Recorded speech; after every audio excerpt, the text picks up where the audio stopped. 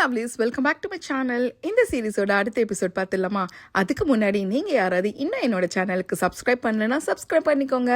கீழே இருக்க ஹாய் பட்டனையும் தட்டி விட்டுக்கோங்க. லாஸ்ட் எபிசோடில் ஹீரோயின் WeChat ஆட் பண்ணுறதுக்காக ரீசன் கொடுக்கறதுக்காக வெயிட் பண்ணிட்டு இருக்காங்களா? அப்போ தப்பான கீஸ் எல்லாம் ப்ரெஸ் பண்ணிட்டு அதுவே ரெக்வஸ்ட்டாக போயிருக்கும். ஹீரோவை அக்செப்ட் பண்ணிட்டு இருந்திருப்பாரு. ஸோ அதுலேருந்து தான் இந்த எபிசோட ஸ்டார்ட் பண்ணுறாங்க. ஹீரோ ஃப்ரெண்ட் ரெக்வஸ்ட் அக்செப்ட் பண்ணிட்டாரு. நோட்டிஃபிகேஷன் வந்தோடனே ஹீரோயின் முடிக்கிறாங்க, நான் எப்படா ரெக்வஸ்ட் அமிச்சு அப்படின்ட்டு. அதுக்கப்புறம் ஹீரோயினே வந்து இன்ட்ரோ கொடுத்துக்கிறாங்க, நான் தான் ருவான் பேசுகிறேன். ரெக்வஸ்ட் அனுப்பும் போது தெரியாம ராங் கீஸ் அமுக்கி அனுப்பி விட்டுட்டேன், ஸோ தப்பா நினைச்சுக்காதீங்க அப்படி சொல்றாங்க. அப்போ ஹீரோ வந்துட்டு மட்டும் தான் மெசேஜ் ரிப்ளை பண்றாரு.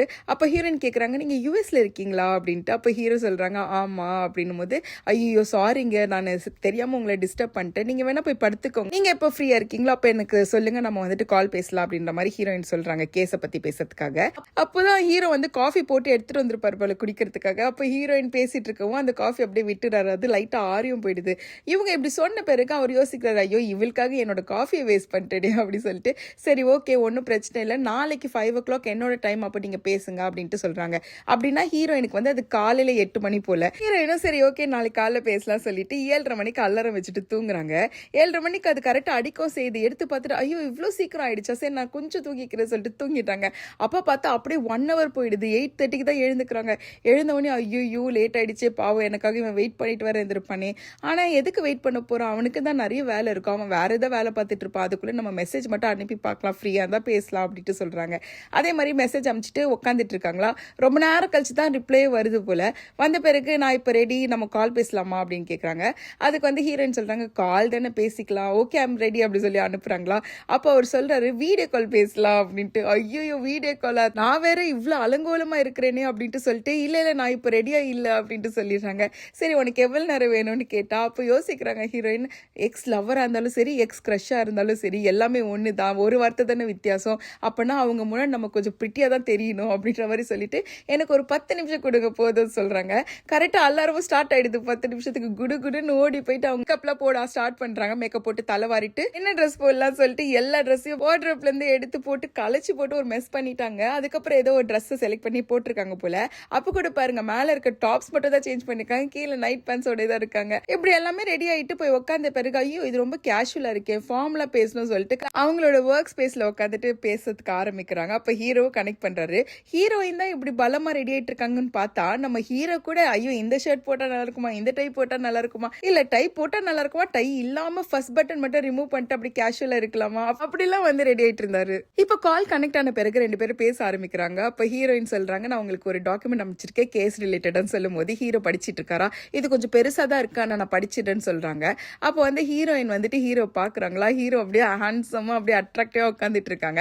உடனே ஹீரோயின் தலையெல்லாம் சாச்சு ஒரு மாதிரி ஜொல்லி விட்டுட்டு பார்த்துட்டு இருக்காங்களா. அதை டக்குன்னு ஹீரோவும் நோட் பண்ணிடுறாரு. ஹீரோயினுக்கு ஐயோ என்ன பண்ணுறது தெரியாமல் அப்படியே கழுத்து சுலுக்கிக்கிட்ட மாதிரி ஆக்ஷன் கொடுத்துட்டு அப்படியே சமாளிக்கிறாங்களாம்.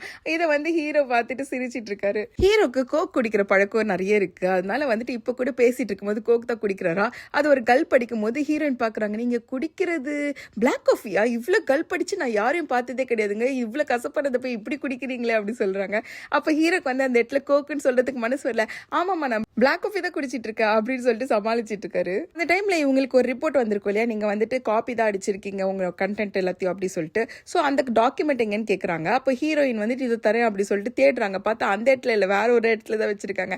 இருங்க இங்கே தான் இருக்கு, நான் எடுத்துட்டு வர சொல்லிட்டு விலகுறாங்களா. அப்போ ஹீரோயின் போயிட்டு இருந்த நைட் பன்ஸ் நல்லா கேமரால கேப்சர் ஆயிடுது. ஹீரோ பார்த்துட்டு சிரிக்கிறாரா. அப்போதான் ஹீரோயினுக்கு தோணுது, ஐயோ நான் நைட் பேண்ட்ஸ் போட்டிருக்கேன் அப்படி சொல்லிட்டு குடுன்னு ஓடி போயிடுறாங்க. போயிட்டு ஒரு ஸ்கர்ட்டை போட்டு வந்துட்டு, இருங்க எங்கதான் டாக்குமெண்ட் இருக்கு, நான் எடுத்து தரேன் அப்படி சொல்லிட்டு டாக்குமெண்ட்டை எடுத்துட்டு வராங்க. அப்படியே கேஸை பத்தி இன்னும் டீட்டெயிலாக பேசும்போது அவங்க சொல்றாங்க, இவங்க இந்த போயட் எழுதிருப்பாங்க இல்லையா, அந்த கவிதைக்கோ இவங்க எழுதின அந்த ஸ்டோரிக்கோ ஒரு நிறைய வித்தியாசம் இருக்கு. காரணத்துக்கு நான் எழுதியிருக்க ஒரு சீன் இருக்கோ அது வந்து ஃப்ரைட் சிக்கன் சீன் அப்படின்னு சொல்றாங்க.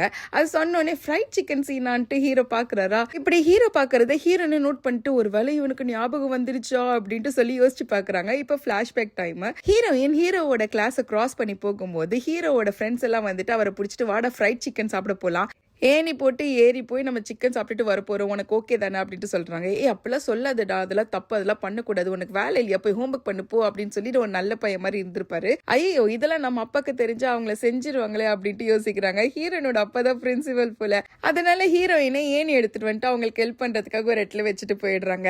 இதுதான் சொல்லிட்டு இருக்காங்க ஹீரோ கிட்ட. என்னோட கதையில நான் ஹீரோ ஹெல்ப் பண்ற மாதிரி நான் எழுதியிருக்கேன். ஆனா இந்த கவிதையில நீங்க கரெக்டா படிச்சு பார்த்திருந்தீங்கன்னா என்ன தெரியும்னா, ஹீரோ அவருக்கும் ஃப்ரைட் சிக்கன் சாப்பிடணும் போலதான் இருந்திருக்கு. ஆனா ஹீரோயின் வரதை பார்த்துட்டு அவர் நடிச்சிருந்திருக்காரு அந்த மாதிரி. இதுல இருந்து நமக்கு என்ன தெரியுதுன்னா, ஹீரோ அவர் உண்மையாவே இல்ல, ஒரு ஹீரோயினுக்கு முன்னாடி அவர் பொய்யா நடிச்சிட்டு இருந்திருக்காரு அப்படித்தானே அந்த கவிதையில சொல்றாங்க அப்படின்ட்டு சொல்ல உடனே ஹீரோக்கு கோவம் வந்துடுது. நீங்க என்ன சொல்ல வரீங்க அப்படின்ட்டு ஹீரோயினை கேக்குறாங்களா. அப்ப ஹீரோயின் சொல்றாங்க, என்னோட கதையில ஹீரோ ஒரு ஹேண்ட்ஸமான காமான எலகண்டான பையன், ஆனா இந்த கவிதையில அவரோட கேரக்டர் பிளேஃபுல்லாவும் ரொம்ப சுட்டித்தனமாக தான் காமிச்சிருக்காங்க அப்படின்ட்டு சொல்றாங்களா. அப்ப ஹீரோக்கு இன்னும் கோவம் ஆர்கியூ பண்ண ஆரம்பிச்சிட்டாரு. என்ன நீங்க நினைச்சிட்டு இருக்கீங்க, அந்த டைம்ல எல்லாம் பாய்ஸ் அப்படித்தானே இருப்பாங்க, அந்த வயசுல நீங்க எப்பவுமே காமா தான் இருக்கணும், அப்படி இருந்தா தான் நல்ல பையன்ற மாதிரிலாம் பில்டப் பண்ணிட்டு இருக்கீங்க அப்படின்னு சொல்றாங்க. இல்லைங்க நான் அப்படி சொல்லல, பொயட் அந்த மாதிரி சொல்றாரு, நான் இந்த மாதிரி சொல்றேன், அந்த வித்தியாசத்தை தான் உங்ககிட்ட சொன்னேன் அப்படின்னு சொன்னோன்னே, நம்ம இந்த கேஸை பத்தி இப்ப பேச வேணா, நான் அப்புறமா கால் பண்றேன் அப்படின்னு சொல்லிட்டு டக்குன்னு ஹீரோ போனை கட் பண்ணி விட்டுறாரு. ஹீரோயினுக்கு ஒரு மாதிரி ஆயிடுது இந்த இடத்துல. இப்ப போனை கட் பண்ண ஹீரோ கோமா இருப்பாருன்னு பார்த்தா அப்ப கூட ஃப்ரைட் சிக்கன் எடுத்துச்சுதான் சாப்பிட்டுட்டு இருக்காரு. பக்கத்துல வர ஒரு போட்டோ இருக்கு, அது ஹீரோ காலேஜ்ல எடுத்த போட்டோ போல. அதுல அவர் காமன் எலகண்டா இருப்பாரு, ஹீரோயினும் அதானே சொல்லிருப்பாங்க. அதனால அந்த போட்டோ மறைச்சு வச்சுட்டு சாப்பிட்டுட்டு இருக்காரு. இதுக்கு நடுவுல ஹீரோவும் ஹீரோயினும் கேஸ பத்தி பேசிட்டு இருந்திருப்பாங்கல்ல. அப்ப அந்த ஃப்ரைட் சிக்கன்ல அந்த ஏணி எடுத்துட்டு போய் நான் போட்டேன்ட்டு ஹீரோயின் சொல்லிருப்பாங்க இல்லையா. அப்ப ஹீரோ டக்குன்னு இல்ல, ஏணி எடுத்துட்டு போயிட்டு அவனுக்கு ஹெல்ப் பண்ண, அதுக்கப்புறம் ஏணி எடுத்துட்டு போய் ரிட்டர்ன் பண்ணிட்டியா அப்படின்ட்டு கேக்குறாங்க. அப்போ டக்குன்னு ஹீரோயினுக்கு ஒரு மாதிரி ஆயிடுது, ஐயோ இவனுக்கு ஒரு வேலை எல்லாமே ஞாபகம் இருக்குமோ அப்படின்னு நினைக்கிறாங்க. உடனே கேக்குறாங்க, நீங்க என்னோட அக்கௌண்ட் ஏதாவது படிச்சு பாத்தீங்களா, என்னோட புக் படிச்சீங்களா கேக்குறாங்க. அதுக்கு அவர்ல ஏதாவது நான் படிச்சு பாக்கணுமா என்ன அப்படின்னு கேக்குறாரா. இல்ல இது ஒரு சின்ன விஷயம் தான், இதெல்லாம் நீங்க படிக்கணும்னு அவசியம் இல்லைன்ட்டு டக்குன்னு ஹீரோயின் மாத்திடுறாங்க. அப்ப ஹீரோ சொல்றாரு, நான் ஏன் இதை கேட்டேன்னா, இந்த பொயட் எழுதினார் இல்லையா, அதுல என்ன எழுதியிருக்காருன்னா, இந்த மாதிரி இந்த பொண்ணு எனக்காக ஹெல்ப் பண்ணா, ஆனா அடுத்த நாள் பனிஷ்மெண்ட் வாங்கி நின்றுட்டு இருந்தா அப்படின்னு சொல்லி எழுதியிருக்காங்க. சோ நீங்களும் இந்த பாயிண்ட் இன்க்ளூட் பண்ணிருக்கீங்களான்னு கேக்குறாங்களா. அப்ப ஹீரோயின் தான் லைட்டா அந்த ஃபிக்ஷன் ஸ்டோரி மாதிரி தானே எழுதியிருப்பாங்க, சோ இது இன்க்ளூட் பண்ணல, இந்த வித்தியாசம் இருக்கு ரெண்டு பேர் ஸ்டோரிக்கு நடுவில் அப்படின்ற மாதிரி ஒரு கன்க்ளூஷன் வந்துடுறாங்களா. அப்ப ஹீரோயின் சொல்றாங்க, உங்களுக்கு ஷார்ப் ஐஸ் இருக்குங்க, ரொம்ப தேங்க்ஸ் இந்த பாயிண்ட் நோட் பண்ணி கொடுத்ததுக்கு. அப்படியே கொஞ்ச நேரமும் ஆகுது, ஆனா ஹீரோயினுக்கு மட்டும் மனசு கேட்கல. ஏன்டா இவர் பேசிட்டே இருக்கும்போது போனை கட் பண்ணி விட்டாரு, ஒருவேளை நம்ம ஏதாவது தப்பா பேசிட்டோமான்னு சொல்லிட்டு உடனே ஹீரோக்கு மெசேஜ் அனுப்புறாங்க, நீங்க எதுக்கு போன் கட் பண்ணிட்டீங்கன்னு கேக்குறாங்களா. அப்ப ஹீரோ சொல்றாரு, ஒன்னும் இல்ல, நீங்க கொஞ்சம் பார்ஷியாலிட்டி பாரி பேசிட்டு இருந்தீங்க, அதனால தான் நான் கட் பண்ணிட்டேன் அப்படின்னு சொன்னாங்க. அப்ப ஹீரோயின் கேக்குறாங்க, பார்ஷியலா நான் என்னங்க பேசினேன் அப்படின்ட்டு கேட்கும்போது, இல்ல நீங்க உங்களோட மேல் கேரக்டர் தான் ரொம்ப நல்லவ மாதிரியோ, மத்த பாய்ஸ் எல்லாம் சைல்டிஷா இருக்கிறாங்க, விளையாட்டுத்தனமா இருக்காங்கன்றதுனால அவங்க எல்லாம் கெட்டவ மாதிரியே பேசிட்டு இருந்தீங்க, அந்த பயாஸ்ட் எனக்கு பிடிக்கல, அதனால தான் நான் கட் பண்ணிட்டேன்னு சொல்றாங்களா. இல்லங்க நான் அந்த மாதிரி சொல்ல வரல, நான் ரெண்டு கேரக்டருக்கு நடுவுல இருக்க வித்தியாசத்தை தான் உங்ககிட்ட நான் சொல்ல வந்தேன் அப்படின்ட்டு சொல்றாங்களா. அப்ப ஹீரோல சரி ஓகே நீங்க அதுதான் சொல்ல வந்தீங்கன்னா எனக்கு எந்த பிரச்சனையும் இல்லை அப்படின்ட்டு சொல்றாங்க. சரிங்க நான் அப்புறமா பேசுறேன், எப்போ மறுபடியும் கனெக்ட் பண்றோம் அப்படி கேக்குறாங்களா. அதுக்கு ஹீரோ சொல்றாரு, கனெக்ட் பண்ணலாம் ஆனா கொஞ்சம் டைம் கொடுக்கலாம், ஏன்னா இப்பதானே நம்ம ரெண்டு பேரும் ஒரு ஆர்குமெண்ட்ல போயிட்டு வந்தோம், நானே சொல்றேன் அப்ப நம்ம கால் பண்ணி பேசிக்கலாம் அப்படின்னு சொல்லிட்டு ஹீரோ வச்சிடறா.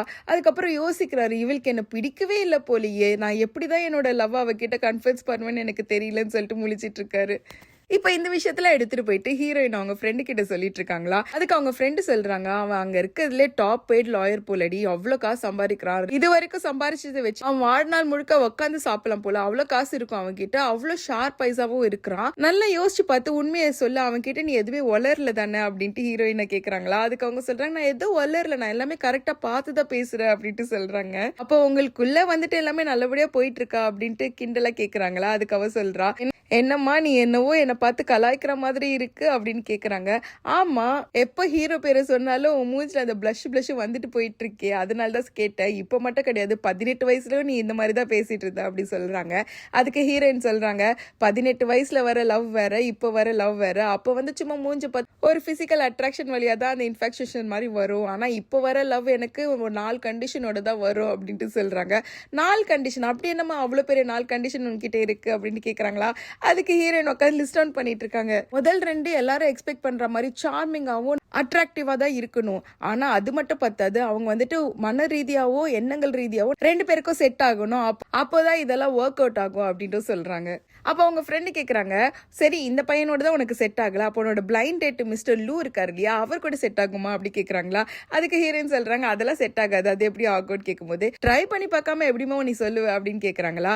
அது மாதிரி பேசிட்டே இருக்கும்போது ஹீரோயினுக்கு யாரோ வந்துட்டு நம்மள நோட்டோ விடுற மாதிரியே ஃபீல் ஆயிட்டு இருக்கு. அதனால திரும்பி திரும்பி பார்த்துட்டு இருக்காங்க. இப்போ திடீர்னு யாரோ வந்துட்டு ஹாய் நீங்க நல்லா இருக்கீங்களா அப்படின்னு சொல்லி கேட்குறாங்க. யாருன்னு பார்த்தா ஹீரோனோட ஸ்கூல்ல படிச்ச ஜூனியர் பொண்ணு போல. அவ வந்துட்டு அக்கா எப்படி இருக்கீங்க நல்லா இருக்கீங்களா அப்படின்னு சொல்லி பேசிட்டு இருக்கா.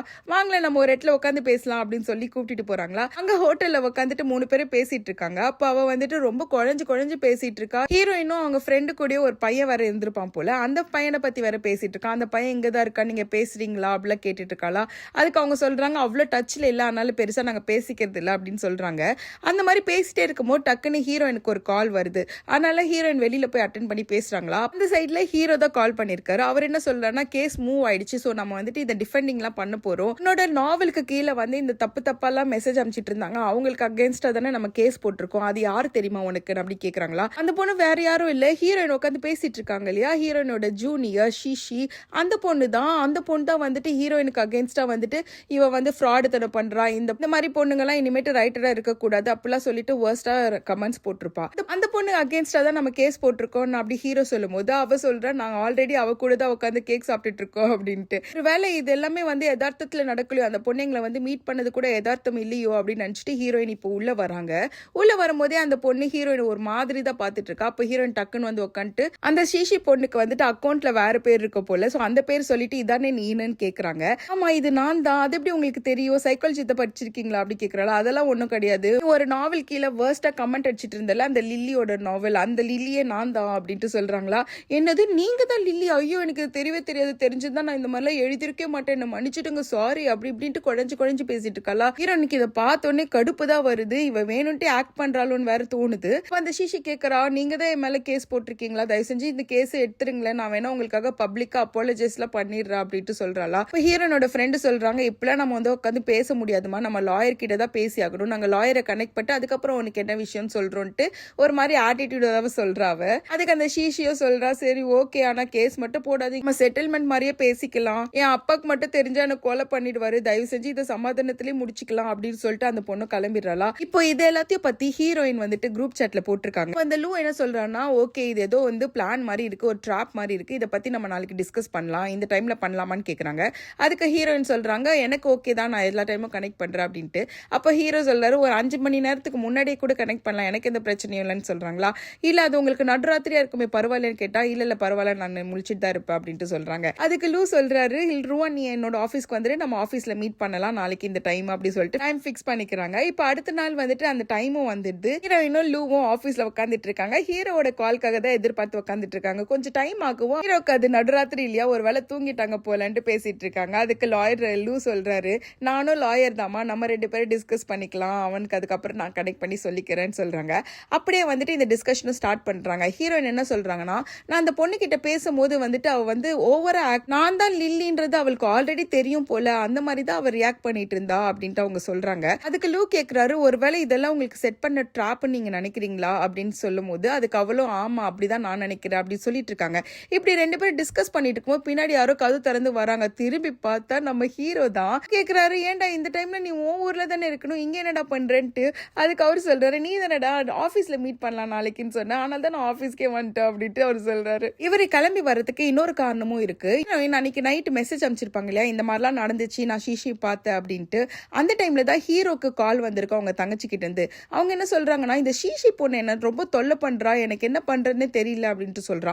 ஷீஷி அவ எதுக்கு உனக்கு கனெக்ட் பண்றா அப்படின்ட்டு ஹீரோ கேட்கும் போது அந்த பொண்ணு எனக்கு மெசேஜ் பண்ணிட்டு, லில்லியை எப்படியாவது இந்த இண்டஸ்ட்ரியில இருந்து துரத்தணும், அவன் மேல கேஸ் போட்டு உன்கிட்ட மன்னிப்பு கேட்க வைக்கணும், ஏன்னா நீ இப்பதான் வளர்ந்து வர ஒரு ரைட்டர், அவ ஆல்ரெடி ரைட்டர் ஆனா உன்னை வந்துட்டு மிஸ்யூஸ் பண்ணிருக்கா, உன் கண்டென்ட் அவ திருடி இருக்கா, அதனால நம்ம கேஸ் போட்டே ஆகணும் அப்படின்ற மாதிரி பேசிருக்கா போல. இதே எல்லாத்தையும் வந்து ஹீரோ கிட்ட சொல்லிட்டு இருக்கா. நான் வந்து உங்களுக்கு ஸ்கிரீன்ஷாட்டும் அனுப்புறேன், நீங்க கொஞ்சம் இதை படிங்க, என்ன பண்ணணும்னு சொல்லுங்க அப்படின்ட்டு சொல்றாங்களா. இவ்வளவு விஷயம் நடக்கிறதுனாலதான் இந்த கேஸ்ல சீரியஸ்னஸ் அதிகமா இருக்குன்ட்டு ஹீரோ புரிஞ்சுக்கிட்டு நேராவே கிளம்பி வந்திருக்காரு. லூ கிட்ட ஒரு பென்டிரைவையும் கொடுத்துட்டு ஷீஷி அடுத்து என்ன ஸ்டெப் எடுக்க போறா எல்லா டீடைல்ஸும் வந்துட்டு இந்த பென்டிரைவ்ல இருக்குன்னு சொல்றாரு. இப்படி இந்த மாதிரி சீரியஸா டிஸ்கஸ் பண்ணிட்டு இருக்கும் போது தான் இந்த சீனோட இந்த எபிசோட முடிக்கிறாங்க.